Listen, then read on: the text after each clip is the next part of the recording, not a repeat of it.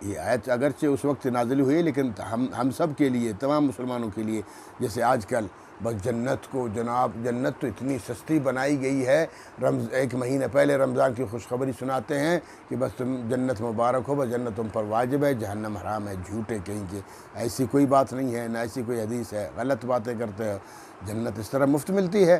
فرمایا ام حسبتم، کیا تم لوگوں نے یہی گمان کر رکھا ہے ان تدخلوا الجنہ، کہ تم جنت میں داخل ہو جاؤ گے؟ ایسی بس خوشخبریاں دے کے جو جنت میں داخل ہو جاؤ گے، یا بس زبانی جمع خرچی کے طور پر پڑھ لیا لا الہ الا اللہ محمد رسول اللہ، عمل شمل کوئی نہیں ہے، ٹھیک ہے، تو پھر جنت میں داخل ہو جاؤ گے؟ تم لوگوں نے یہی گمان کر رکھا ہے، ام حسبتم، تمہارا یہی گمان ہے ان تدخلوا الجنہ، کہ تم جنت میں داخل ہو جاؤ گے۔ وَلَمَّا يَعْلَمِ اللَّهُ الَّذِينَ جَاهَدُوا مِنْكُمْ، اب وہی یعلم سے مراد اظہار، ولما ابھی تک تو ظاہر نہیں کیا ہے اللہ نے، الذین جاہدوا منکم، کہ تم میں سے کون جہاد کرتا ہے اور کون نہیں کرتا۔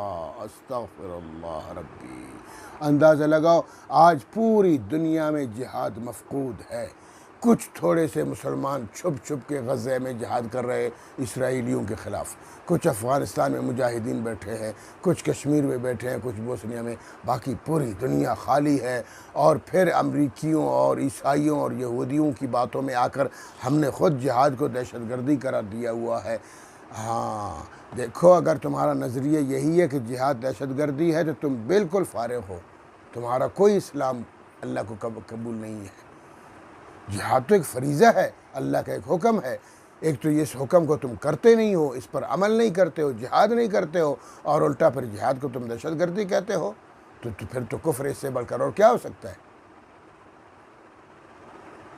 ایک شخص اگر نماز نہیں پڑھتا ہے، کسی کمزوری کی وجہ سے انکار نہیں کرتا تو گناہگار ہے، لیکن اگر وہ انکار کرتا ہے تو پھر تو تباہی بربادی، پھر تو کافر ہو جائے گا۔ کسی بھی دنیاوی کسی بھی اللہ کے احکامات میں سے کسی حکم کا انکار کرنا تو کفر ہے، تو جہاد بھی اللہ کی طرف سے ایک حکم ہے، ایک فریضہ ہے، اس کا انکار بھی کفر ہے، اور آج پوری دنیا نے انکار کیا ہوا ہے، کوئی جہاد نہیں ہو رہا۔ اور اللہ تعالیٰ فرماتے ہیں کہ میں تمہیں ظاہر کر دوں کہ تم پر جہاد جب فرض کروں، جہاد کرتے ہو کہ نہیں کرتے ہو۔ آج پوری دنیا والوں پر، مسلمانوں پر جہاد فرض ہے، کوئی جہاد نہیں کرتا، اس کا مطلب یہ ہے کہ اللہ معاف فرمائے ہم سب منافق ہیں۔ اللہ ہمارے حکمرانوں کو عقل سلیم عطا فرمائے، اللہ پاک ہمارے علماء کو، ہمارے تمام مسلمانوں کو توفیق عطا فرمائے کہ ہم اٹھیں اور کفار کا مقابلہ کریں۔ تو اس لیے فرمایا تم نے یہی گمان کر رکھا ہے کہ تم جنت میں جاؤ گے، جب کہ وَلَمَّا يَعْلَمِ اللَّهُ الَّذِينَ جَاهَدُوا مِنْكُمْ، ابھی تک ظاہر نہیں ہوا ہے کہ تم میں سے کون جہاد کرتا ہے اور کون نہیں کرتا۔ وَيَعْلَمَ الصَّابِرِينَ، ابھی تک ظاہر نہیں ہوا کہ تم میں سے صبر کون کرتا ہے۔ تکلیفیں آتی ہیں، مصیبتیں آتی ہیں، ان مصیبتوں اور تکلیفوں پر صبر کون کرتا ہے؟ غربت آ جاتی ہے،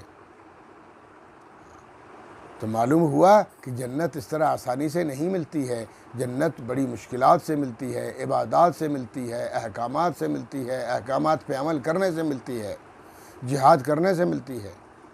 بس رمضان کی خوشخبری 1 مہینے پہلے دے دی اور جنت کا مالک بن گیا۔